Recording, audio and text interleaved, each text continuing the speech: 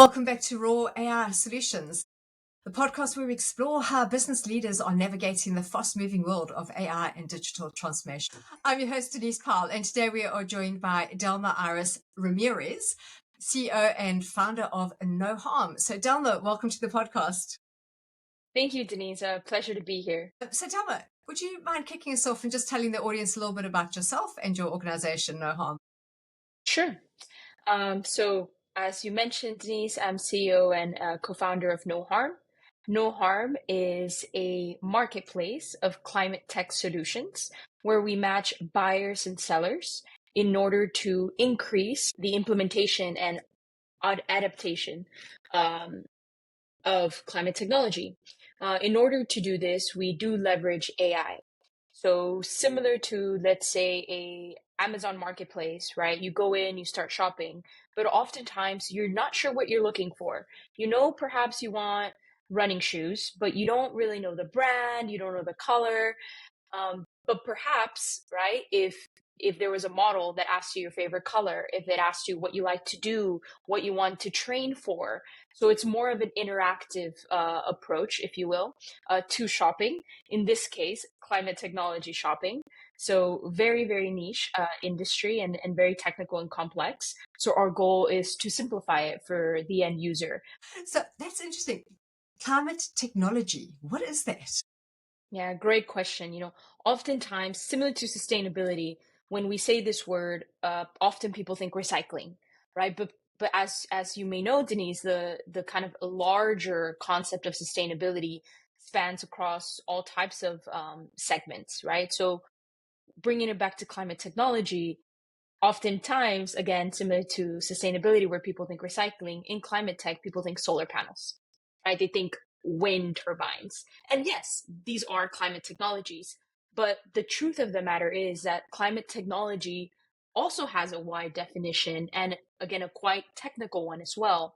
So within our ecosystem at NoHarm, we have both software and hardware solutions. So on the software side, some of those examples can look like energy management systems. So quite literally sensors that you put into your building, into your manufacturing process that are able to track how much energy consumption is a specific machine or a specific light bulb or a specific appliance, right? So it can be an HVAC system or again, like specific circuits within your building or structure.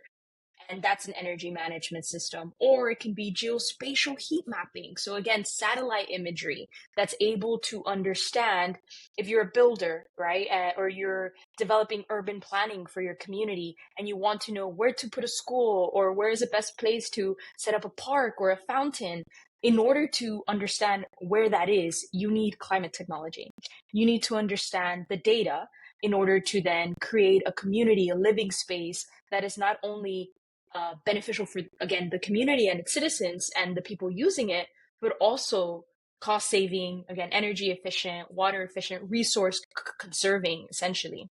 From the hardware side, we are looking as well at very technical solutions, right? So beyond the wind and the solar, you have hydrogen energy, you have brilliant scientists out there using, leveraging specific thermodynamics innovation in order to reduce essentially let's say the mass or the type of materials needed to produce high levels of energy.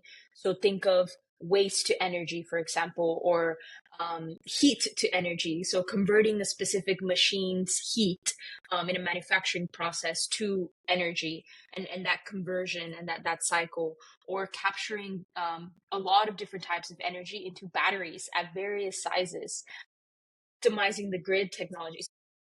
Now, I'm very passionate about this, so I can keep on and on about the type of technologies that are included in climate technology, and kind of what that entails for our world moving forward. Well, you learn something new every day. So, I mean, having your own business, especially in this area, what led you? What is your journey? How did you get into this area?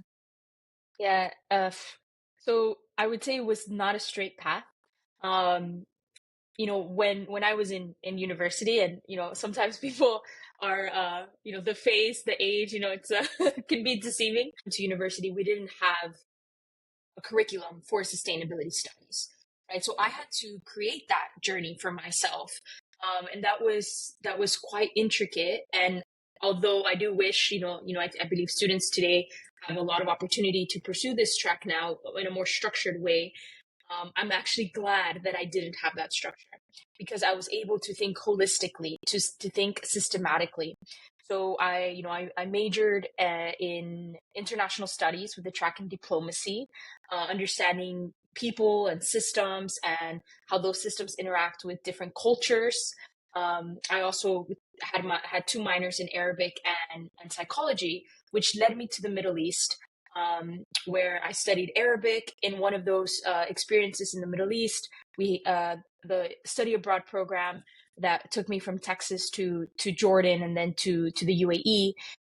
I was standing in front of the Burj Khalifa, which is one of the tallest buildings in the world, based out of Dubai, United Arab Emirates, and I was astonished, right? I was bewildered. I was impressed. There's so many words that captivated this experience.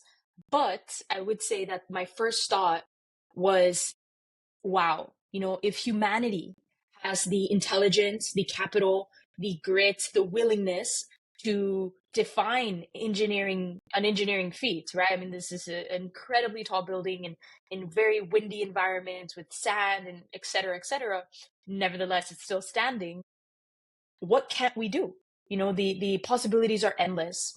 And in this moment, I knew that I wanted to pursue a career in good business. That was kind of my definition at the time. Again, I didn't have the vernacular, I didn't have the sustainability, right, term. So I quite literally Googled, right, a good business is doing good. And I stumbled upon B Lab. So B Lab is a nonprofit organization that is now operating globally. They certify B Corps. As you may know, B Corps are businesses around the world that have committed to doing business as a force for good. And this is essentially an international certification. And it's a standard that applies to all businesses of all industries, of all sizes. And it vets them through a governance process, a worker process, an environmental process, a community process, a customer process, and it holds them to a very high standard. So I saw a job opening under Be Impact Fellow, and I applied. I was fortunate enough to be one of three members, of all the applicants who were accepted to this fellowship. And next thing you know, this is the launch of my sustainability career, right? So the journey obviously continues on to various things, to sustainability reporting and auditing and software development, kind of, working with developers and, quite a range of sustainability, I would say, industries, everything from, again, reporting to investment management, et cetera, across the world as well. But that was the beginning of the journey. It's fascinating. Well, today we're going to be shining a light on 3 unsettling trends that are quietly derailing transformation efforts. So in your industry, when we speak about trends, Net, have you seen a shift in your industry, trend shift over the last year or two? Yeah, absolutely. I think the probably the biggest, let's say, elephant in the room, and I think all my sustainability colleagues could agree, is fragmentation of standards, right? So coming from kind of full circle, right? The beginning of my journey, which was standards, and this B Corp standard that has now been widely accepted, sometimes criticized, scrutinized. It's been updated because of the scrutiny, so many loops and turns. This is just one standard out of quite literally thousands. Right? This is one certification out of so many that we have today. Not only independent ones, like B Corp would be an independent standard, but also government regulation and compliance, right? In Europe, as you know, we have the CSRD. In the US, we have SEC regulation, as well as, we call it the alphabet soup of regulation, right? And so this trend towards compliance and standards, although there's a lot of positives to this, of course, because it sets again, a baseline. It sets comparison. I mean, being in data, I myself am very aware of the value of comparing apples to apples, right? This is how we're able to truly understand if we're moving the post forward, right? If we're moving the needle. Nevertheless, we do experience that with so much regulation and so much standardization and various different standards, there's often a lack of understanding by consumers or by people, again, needing to adopt these standards because of regulatory compliance. What standard do I adopt? Which one should I prioritize? We have minimal budgets, right? Oftentimes sustainability and any regulatory kind of team does. So we have minimal budgets, a lot of standards to comply to. Which one do we prioritize? Which one do our consumers respect the most, or at least understand the most, to where when we do speak about it, there will be some type of perhaps ROI or, again, incentive. I think the market, the sustainability market, the climate tech market, the compliance market is fragmented, and these trends, are increasing in that direction, where, globally, we not only see fragmentation in terms of regulation, but again, picking and choosing which one to go with and why, I think is a very difficult task that a lot of consumers have today. Yeah. And so what is NoHarm doing about this in order to stay ahead of that curve? Yeah, so NoHarm has seen this, right? And again, myself and my team kind of personally have had some of these experiences, and it's frustrating, right? It's frustrating because whether you're management or you're an associate kind of trying to sell up and convince, your management team of which one to do because you're deep in the weeds researching, NoHarm simplifies this process. We realize there's a lot of, again, fragmentation. Information is everywhere. We live in the age of information now. With AI, of course, this information is quicker and more organized, we think, right? But there's still a secret sauce that people always forget to mention. And the secret sauce is I think, very underrated. And this is called prompting, right? If you don't know how to prompt the AI, and so prompting, what is prompting? Prompting is the equivalent of knowing how to Google search, right? This is our next generation's conundrum, a challenge. If you don't know how to search an engine, an algorithm, you will likely get a somewhat biased answer. So this is kind of, the general ecosystem, which we kind of understand to be true. Now, NoHarm. NoHarm's approach to this is we're developing a model that is specifically focused on climate technology, starting with the real estate industry, because we understand, again, climate technology is huge. There's a lot of variability. Again, going back to understanding, we need to compare apples to apples and we need to scale properly. We say we take climate technology that is appropriate for the real estate industry, and not only do we organize it similarly to any algorithm out there, any AI using, organizing data, but we structure it in a way where the prompter doesn't have to be a prompt engineer, doesn't have to be a specialist on knowing how to prompt it. We ask for scopes of work, we ask for data dumps, we understand that the user, the buyer, the person looking to reduce their energy may not even know by how much. They may not know what type of solutions they're looking for. Again, they may only know solar panels. They may only know wind. So what we do is we don't assume that the buyer knows or how to prompt, right? How to search, what to look for. We don't make that assumption. We do that work up front. We kind of guide the user, if you will. And a lot of that is actually a lot of user experience, user development, user testing, really knowing our client and understanding what they don't know and what they know, right? Yeah. Because that's the gap we're trying to fill. Yeah. And it's so true. You don't know what you don't know. And so you can't ask people, what don't you know? Because they have no clue. Correct. Exactly. Yeah. So one of the trends you've written about is false alignment. So can you unpack what that actually means and how you've seen it derail transformation efforts? Yeah.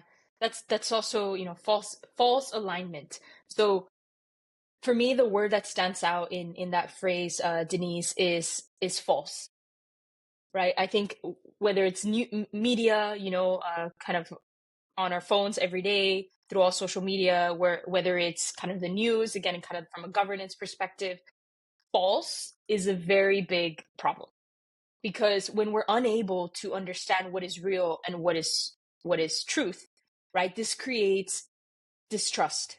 This breaks down not societies, businesses, systems. Again, going back to the fact that yes, we have a lot of data, yes, we have a lot of information, but false alignment in the grand scheme of things is distrust, right? So kind of again circling back to standardization and rules and policy, etc. When we're aligned, so this is alignment, right? This is kind of the fine balance between, okay, well, as a business owner, I'm not going to say I love bureaucracy, but I understand its value, right? It has its place, it has its purpose, right? To a certain extent. I'm an innovator, I'm an entrepreneur, startup founder. I like to go fast, but I also am very aware that going too fast can cause unintended consequences. And quite literally, the name of the company is called NoHarm. So we realize that through alignment, right, and we can get to trust. But alignment is first set up through transparency and a common understanding of language. So during this interview, during this podcast, you've asked me various times to, what does this mean for you, to kind of define climate technology, to kind of understand deeper. And I think in order to get to alignment, there needs to be a common understanding of where we're trying to get to. So again, what is climate technology? What is artificial intelligence really? How are we using it really? Right? So oftentimes people say AI, which is a big buzzword, of course. When I speak to kind of everyday people, if you will, I say big data, because that's what it is in essence, right? Yes, the data starts then doing its own thing, hence the AI, but in its fundamentals, first principle thinking, artificial intelligence comes from data points. And those data points need to be accurate in order for there to be trust, and hence not false, but truth. And so accuracy comes again, from transparency, right? Are you able to willingly disclose your methodology? Knowing that perhaps this is going to make your business model process trickier to um, to scale, but at the expense of what? At the expense of community trust, of public trust, of business trust. I mean, business at the end of the day, when you shake someone's hand, this is a fundamental trust kind of concept, right? So I think for myself, and I would say also for NoHarm, false alignment becomes an opportunity, right, for transparency and for having a common language, and we create that together. Yeah. And very interesting that you mentioned about data, because I think a lot of companies, it's not that they don't want to be transparent, it's that the data is in such a bad state and a mess on the back end of things, that as much as they want to be transparent, they actually have no idea how their data flows, where the source of truth is on their data. How do you deal with that in order to keep that alignment? Yeah, another brilliant segue. Oftentimes what we see at NoHarm is there's too many point solutions, and not enough ecosystem thinking. So, for example, we're talking to a potential client or a seller, and they tell us, Delma, we are, for example, piloting a carbon accounting tool, or we have a electric fleet of trucks, or we have packaging that is like we've reduced the carbon emissions through this packaging. But great. So how are they integrated? They're not, right? And they're not integrated at all. They're siloed. It's the transportation is kind of one department. The carbon emissions reporting becomes a reporting, sustainability requirement. The packaging becomes a procurement department or a design department. And the larger the company grows, right, the less sharing of this information, the less cohesion this has. This is another point of opportunity that we've discovered actually through, trial and error at NoHarm. I mean, again, at the end of the day, we're a startup that's quickly innovating as our customers provide us feedback. And we realize that not only are we matching buyer to seller, right? Like any common marketplace, but we're actually solving an ecosystem problem, which is the lack of communication. So what we've discovered is that seller to seller collaborate. And that is a win for us because one seller, for example, let's say you have an HVAC system that is more efficient or a filtration system, talks to a coolant, another seller that sells a new type of coolant, kind of chemical, for example, and they realize, hey, we can collaborate, right? Instead of being a single point of sale, we can collaborate to give the buyer a packaged solution. And this packaged solution fixes the problem of data mismanagement, data fragmentation, isolation. Again, how does that famous quote go? Like the trash in, trash out, right? So yes, you have a bunch of data, but if you don't know how to read it, how to manipulate it, how it relates, right? So how does your electric fleet data relate to your packaging data, right? So this, I mean, I can say this, right? Because I have the experience. I can tell you that it could be because of weight. It could be because of how many pallets, you put into, et cetera, the type of material, blah, blah, blah. But again, I'm an expert, right? If you're an expert in logistics or if you're an expert in just design, how do you communicate with your team? And again, we're leveraging technology. We all live in the era of course, we have some type of, fleet management system, or of course we have some type of R&D that we're working on. But do those teams collaborate? And do those technologies, API, is there a bridge? Do they talk to each other? Oftentimes they don't because they don't know each other, right? Seller one doesn't know seller two. And what is their incentive if they're both selling to the market in isolation? Oftentimes they don't even know that they have the same buyer. Hence the marketplace, hence the ecosystem. It's so true. So you move fast. You mentioned it before, but there's pressure to move fast to actually get things delivered. But how do you balance that pressure to move fast with the need to be deeply intentional about the change that you're actually implementing? Yeah, I would say at NoHarm, personally, as CEO and founder, I'm very fortunate to have a team that is very values aligned. I think it's a combination of luck, of my ability to communicate that belief and values, and of course, kind of self-selection, right? I think my team also kind of said, yes, this is aligned to my values and my beliefs, and I want to pursue this purpose, this no harm mission. And I say that because as you mentioned, oftentimes the pressure of going fast, you have investor pressure, you have the market pressure, you have, it's like a specific amount of time to deliver on an outcome. And correct, we do go fast. And I'm first to admit that oftentimes that does catch up with me. And I have, again, my team is very good at asking the right questions, saying, hey, wait, are we doing this correctly? Is this safe? While I'm over here kind of, okay, this has to be GDPR compliant. This has to be, making sure things get done kind of at the pace that we should move. The team has been able to ground us, each one playing their critical role, to ground us in not only intention, but purpose, right? I think, again, going back to why we do things and culture, and reminding ourselves that, yes, we're building this model. Yes, we're going fast. Yes, we're adopting technology. But again, at the cost of what? Right.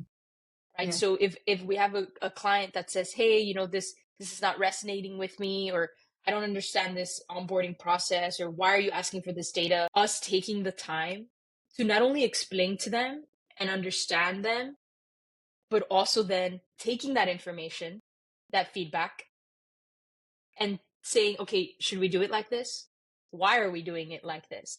right? So, I mean, just structurally, every other week we have a strategy meeting where these conversations do take place. So we've structured kind of in our operations a time where we do talk about controversial topics, where we do talk about what we're worried about in the next quarter, in the next couple of months, as it relates to speed, accountability, and ethics, right? Because if you're building a solution, not only in sustainability or in climate tech, but that is meant to instill trust, then that's your biggest asset, right? That's your biggest value. And that's very nimble. You have to hold on to that, I think, very strongly. And I think, again, going back to always remembering our why, making sure that the team is empowered to ask those questions and question me, right? I think it is a big upside there. I love that. I'm a firm believer that good teams come from great leadership. And I just love that enabling your team to take to be able to question you and come to you with those challenging questions. I think that's brilliant. It's a great way of operating. Thank you. So from your perspective, are most leaders underestimating how AI could either amplify or undermine their internal change efforts? Yeah, I think this is a hard split. Because going back to Denise, something you mentioned, you don't know what you don't know, right? So I have bumped into very, when I speak to leaders at companies, to those leaders who are either very proactive at learning what AI truly is and its capabilities, and then those leaders who, quite frankly, they may not have the time, they may not see it as an urgent priority, et cetera, et cetera. And so that then directly leads to either a very profound understanding that AI is not only a single use case tool, right? So you don't just want to insert it as like a chatbot, but actually it's again a systemic change. It's an ecosystem change, similar to the .com era, right? The internet, when the internet boomed, everybody was creating a website, but that creating a website is the same as creating a chatbot, right? The internet is more than a website, right? And I think that's a very like similar analogy that's happening today with leaders.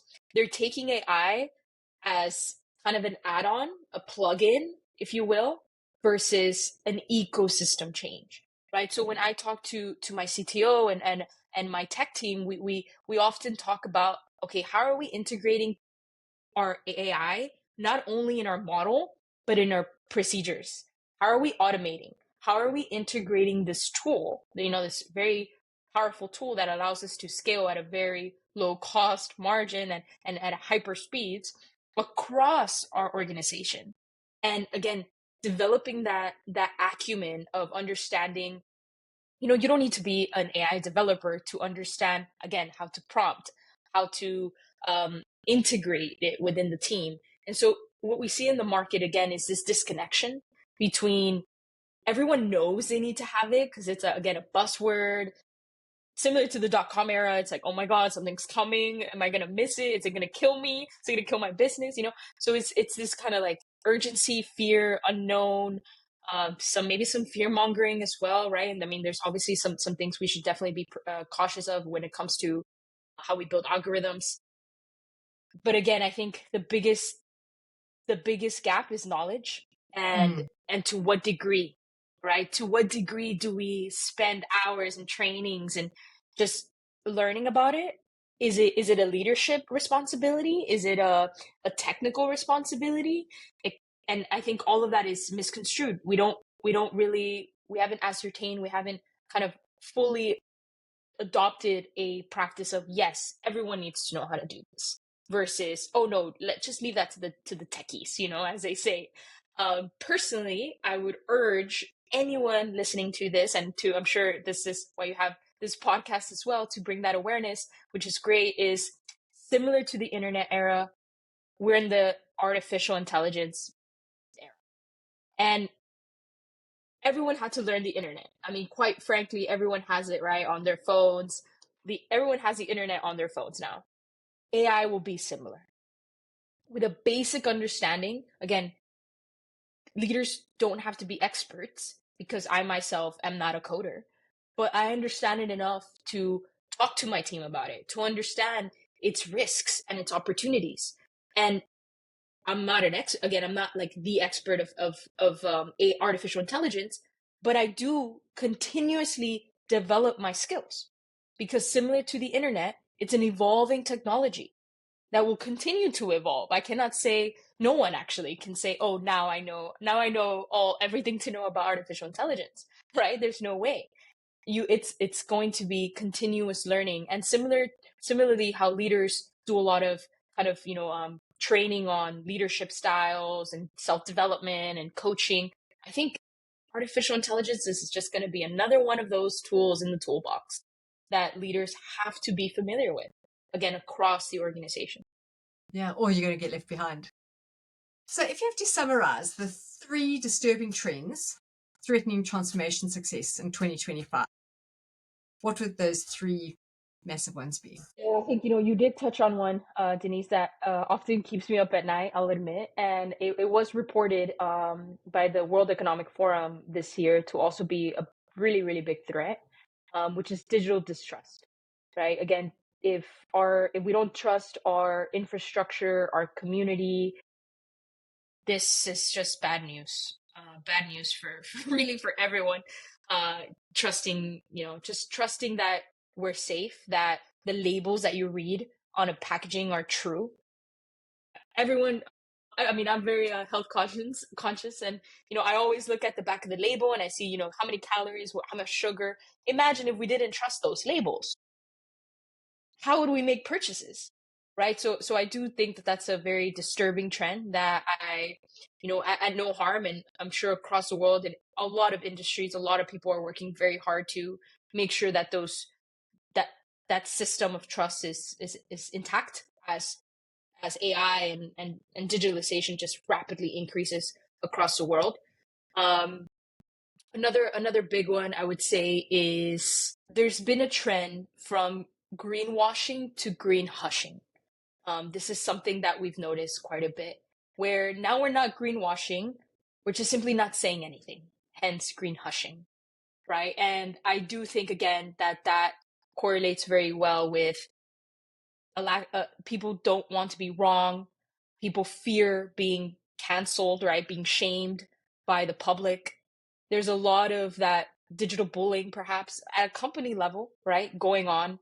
And instead of that, again, kind of allowing people to rise and be transparent and own up to their mistakes, but then fix them and be okay with that, it becomes a huge PR issue, a lot of marketing dollars spent, blah, blah, blah. So instead of dealing with that, people just don't say anything anymore, right? Your sustainability report is not published on your LinkedIn, or, it's just swept under some tab on your website, deep down, deep in the huge ecosystem that your website is, right?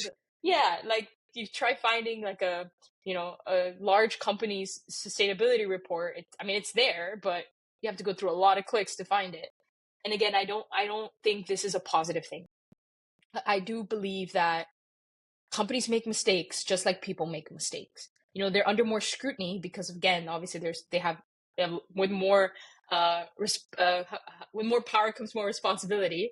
But again, this should not be the death of a company, which a mistake, right? It should be the death of a company if the company doesn't fix that mistake. But if there's reparations, if there's quick, action to, hey, we weren't aware of it because we're, thousands of employees, so, we weren't aware of this one kind of niche incident in a specific location, but we're remedying it. We've put this in place. We're actively working on it. This should not be shamed. This should actually be, it should be acknowledged, because they're likely not the only ones. They're just the ones that have come out, right? So instead of, let's say, greenwash shaming that has led to green hushing, we should allow them to speak up. I would say those are the biggest kind of threats out there that I see that are very kind of on the edge of the next what if, the next future. I am very positive as a founder and very hopeful. So I do believe that there's a lot of people like myself working very hard, including yourself, Denise, who are working to try and make sure that, technology doesn't take us to this point of let's say dystopia, if you will. Yeah, completely agree there. So zooming out a little bit, let's talk about NoHarm. Where do you want to take your company in the next 6 to 12 months? Yes, thank you. So for NoHarm, currently we are organizing our metadata, right? So going back to data and kind of what this means. So we've seen early traction, which is, again, for any founder, this is great, and for the team and for investors, etc. When they see this, they see, okay, we have product market fit, which means that yes, there is a need for someone to structure this data to make sure it makes sense. Climate technologies need help in simplifying their technology, because who knows what hydrogen technology does, right? Except for the people doing it. But again, in the next 6 to 8 months, that time frame comes down to, can you make the data work by itself? And hence the AI, right? When we say we leverage AI as a startup, there's a lot of ways to do this. And with us at NoHarm, we have a unique, let's say, challenge in front of us. And that is very exciting for ourselves, for our team, and for our customers, is the type of data that we're collecting and that we're organizing and that we're, again, streamlining to create this AI model is not previously organized data, right? So for your audience and those who may know, kind of excuse the explanation, but for example, if you're building an AI model that is going to help lawyers understand a specific case that they have in front of them, in law, there's hundreds and thousands, if I dare to say millions, of previous cases, right? Precedent, we call it in the legal terms, that is data sets that are not only publicly available, but they're also organized. They're organized by date, they're organized by people involved, they're organized by county, blah, blah, blah. There's a lot of data points in these legal cases.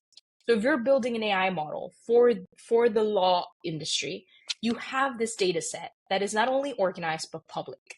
So you can take it and then quite literally create your own model off of that. What we're doing is inherently different.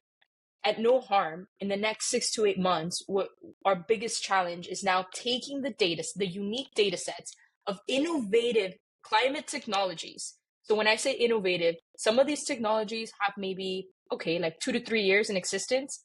Some of them are quite literally in the lab today, R&D, right? So we take this really new data that has again, we don't even know if it works, and we're trying to organize it in real time. Yeah. Wow. So the challenge becomes, one, obviously critical mass. In order to create any type of large language model, algorithm, AI, large is, you need a lot of data sets. Two, you need to know how to organize it, right? So then you say, okay, do we take all these softwares that are doing energy management systems, et cetera, brackets.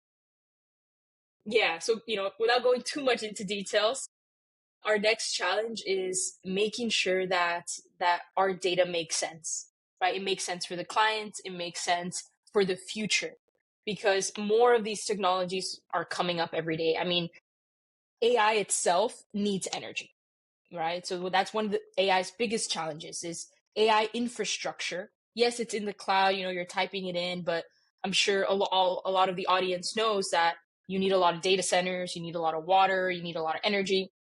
And a lot of this will not come from oil and gas, right? This will come from a mix, actually. The reality, and I'm originally born and raised in Texas, so I'm very, very much aware of the realities of our world as it pertains to the energy sector, and we need a mix because it's just too much, right? It's too much energy for us to be alive in the next, a decade, if you will. So it is an urgent need, not only for infrastructure as it pertains to AI and digitalization, but for things as basic as turning on the lights, right? I mean, you have crazy weather patterns that have pushed us to become more resilient as it pertains to energy.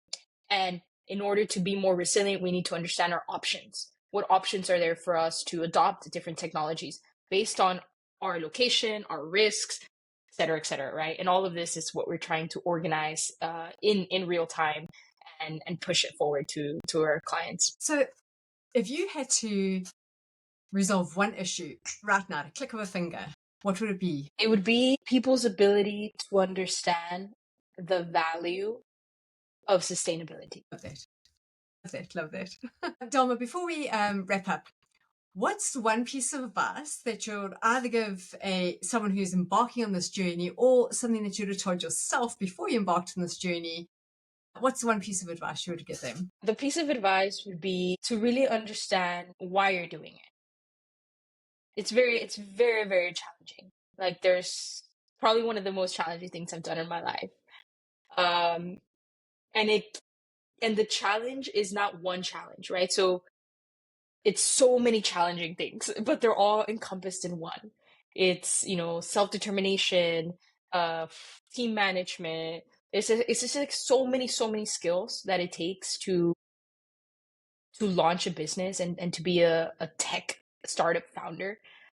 And if you're not completely convinced of your why, you're very likely to not keep going.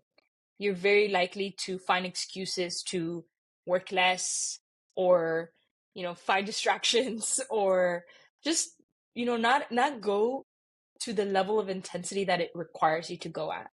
And I think, obviously there should be a level of kind of awareness and balance and health, etc. But despite all of this, your why is perhaps your most important anchor, because in the moments of deep pain, I do believe that your why is what wakes you up the next day and says, no, I can do this. I have to do this, right? It's your why. You have to do this. And it's got to be more than financial, incentives. Yeah. 100%. I mean, realistically speaking, right? Realistically speaking, I could be making way more at a, a large company, right? Amazon or, Google or what have you. Like, I mean, I've already had that experience, right? Where I was working at a corporate and I did quit for this. And sometimes I look back and I'm like, wow, I was making a pretty decent amount of money there. So money is definitely not nowhere near like the time horizon, right? So of course, if you're able to provide real value to your end users, yes, the money, you will be rewarded with the money that obviously you deserve for that equal amount of value that you're providing. But the time horizon to get there is often very, very misunderstood through, again, marketing, social media, what have you. And it will take you that time is longer than you think. I think, from a perception perspective and conceptually. So while you're, let's say, very, very broke, or going through ups and downs of, okay, now you have some money, now you have no money, now you have some money, these kind of yes and no's of the market and of the journey, in those deep, like, moments of lack, let's say, or desperation, or when that incentive of money is not there, if your incentive is just that, and it goes for your team as well, right? Like any individual, you just won't make it. Absolutely. Couldn't agree more there. So if listeners would like to learn more about NoHarm and reach out to Delma directly, please find all contact details below. Delma, it's been incredibly insightful having you on this podcast. Thank you so much. Really appreciate your time. Thank you for having me, Denise. It's been a pleasure.